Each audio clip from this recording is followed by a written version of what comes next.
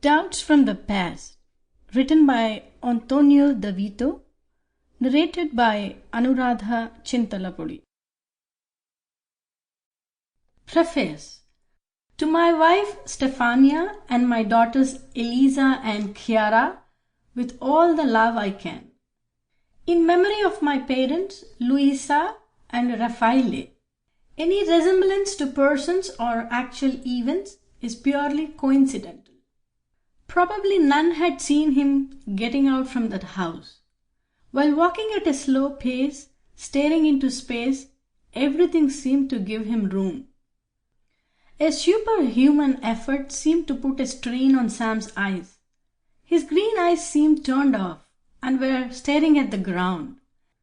The legs were barely proceeding ahead one for the other, though following a marked path. His arms were relaxed. His fists were open.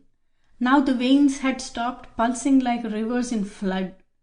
His head down let fall forward part of his thick hair and out from the mouth with each breath. A big cloud of smoke enveloped his head for a few moments. He was an exhausted man. Now he just needed help. Chapter 1. Sam was a tall and stout man, with that kind of green eyes which don't leave you indifferent. He had a beautiful body, even though he had never spent a great deal of time on himself, in fact. Since Stacie had made it clear that if he had got a wiggle on his fate could finally change, he had tried to clean up his acts. He seriously believed in that story, though it seemed not to be able to take flight. It had been 2 years now since the good days of college, and it was necessary that Sam started looking for a serious job. Stacie was a woman who knew what she wanted. It had been that way since she and Sam had met at Ohio State University and had found out they were from the same country of Colorado.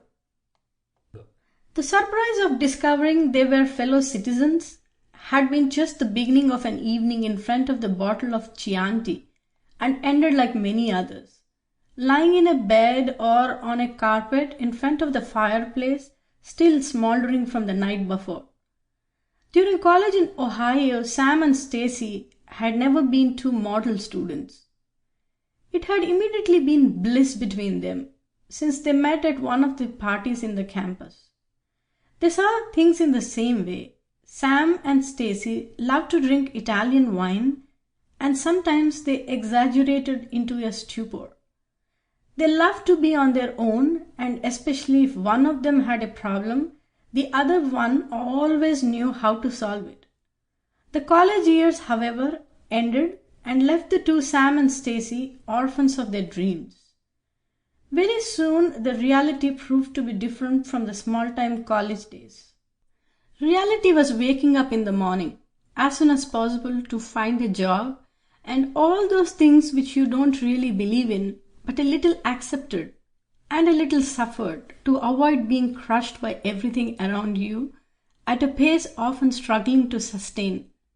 Sam had left his family in Colorado to go to college in Ohio, excited by what was happening to him. He was so excited that he wasted no time, and during the years of study, he found a way to make a living by cutting the grass and sometimes working part-time in a fast food. He never had a chance to join football team because of a physical problem which he didn't care about. Unlike Sam, during college, Stacie was able to live with fewer financial worries, thanks to the steady grants she could get and a small inheritance received after her grandmother's death.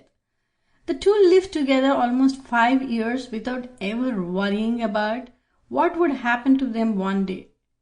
It was a true love like those in novels until when Sam decided it was time to cut off that relationship. That evening Stacie was returning from work.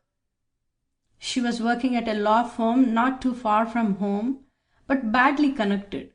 She had always to walk a couple of kilometers from getting off the subway. In autumn and with the rain, it wasn't the best, especially if the rain helped in making a bumpy path. Sample complete. Ready to continue?